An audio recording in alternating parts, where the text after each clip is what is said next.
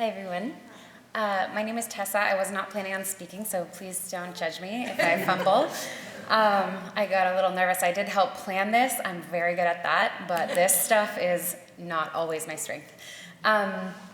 So I'm going to just depart a little bit from Flowerland because I never worked for Bill. I actually worked for almost every other farmer. So I helped manage the farmers markets for many years, and I also worked for H&H Fish, Dirty Girl, Route 1, just name it, I was there. But I met Bill in 2004 at a Monterey farmers market. I was new to the scene of farmers markets that weren't the downtown one and the Saturday Live Oak one, because that's kind of where the Santa Cruz one was at before all these other ones sprouted up. And he was very peculiar right off the back. This voice, "Hi, I'm Bill the Bulb Baron." And I apologize for the interpretation, but I was like, oh my gosh, who is this guy? He's like a caricature of himself. So he just immediately started asking me these questions. And you know that meet and greet that's like very shallow? I don't love that. And he just dives right in. He just skipped that and was like, "Where are you from? What do you do? What are you into?" So I, started with, "I live in Santa Cruz." And at the time, he didn't live in Santa Cruz. And he said, "Oh, I love Santa Cruz. It would be my dream to live there someday. I want to build a community where people can live and just enjoy each other's company and make food and just really, be together, where people appreciate each other and it's safe and, people come and go." And in 2006, he bought a property across the street from here. Across the street, right there, you can see MH Can, but just next door, that's Bill's property. There's a big front house with 4 bedrooms, maybe 5, I can't remember. He lived in the middle above the garage, and then there's a back house with 2 bedrooms. And I lived there for 5 years. Before I lived there, I frequented there because all of my friends lived there. It was called the Compound at the time, which I actually hated that name. But now, in hindsight, it was a compound, and it was such an incredible community. And over the years, a friend would move out, and then another friend would move in, and then this last batch of people I knew, and that was 15 years later, So and actually my sister and her fiance live in the back 2-bedroom where I used to live still to this day. So, my mom said, she said, "I only met Bill once or twice, but he supported my children for 15 years here." And he really did. And we did share meals, and we did share conversation, and he did build this community that felt safe for everyone who entered it. And he was such a relaxed landlord. He never had a lease until I made him one. And it was more like, "Of course you can come stay. Do you want to sleep on the couch? Do you want us to build a room for you?" Like, just so accommodating, like, paint whatever you want. You want to build something great.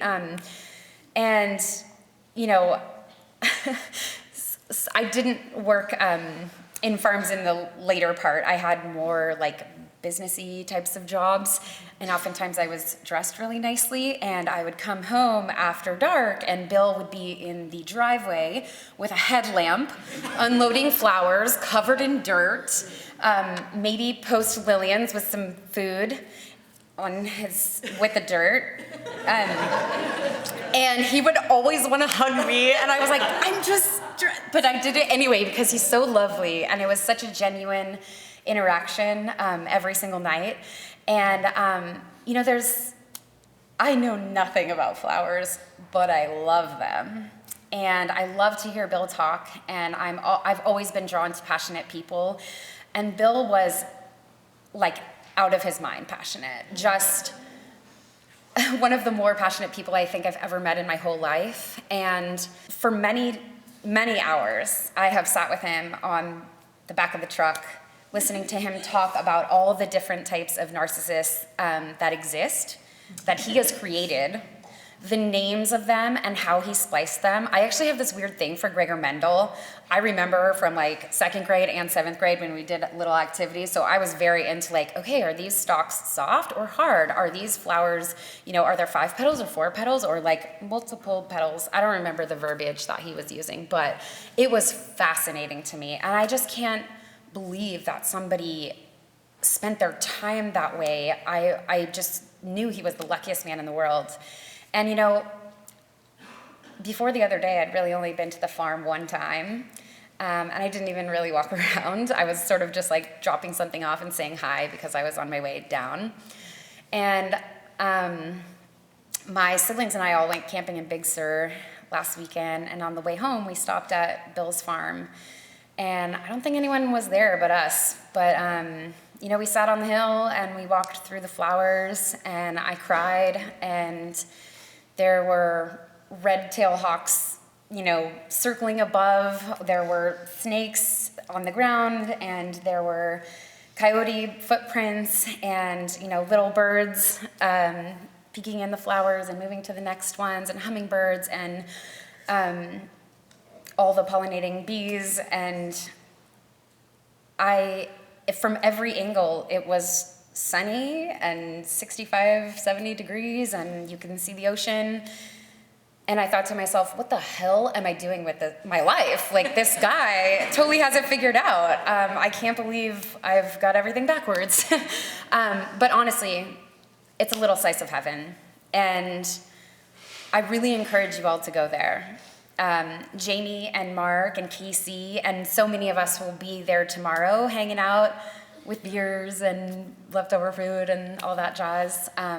Come, feel the stalks and pick some flowers and share some memories with us. And also, there's some dreaming going on about what this place might look like to be open on the weekends with a little flower farm stand and some maybe walkways that you can tour through, and maybe some signs about how he hybridizes plants, hand-painted stuff. And, I know so many of you have worked for him or, been friends with him forever. If you have ideas, throw them out. We all love to hear them, and I think we're going to continue to collaborate to just beautify and better all of it all the time.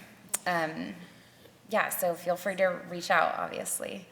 And also, the mic is open, so anybody else who wants to say something, we have a couple more minutes for that.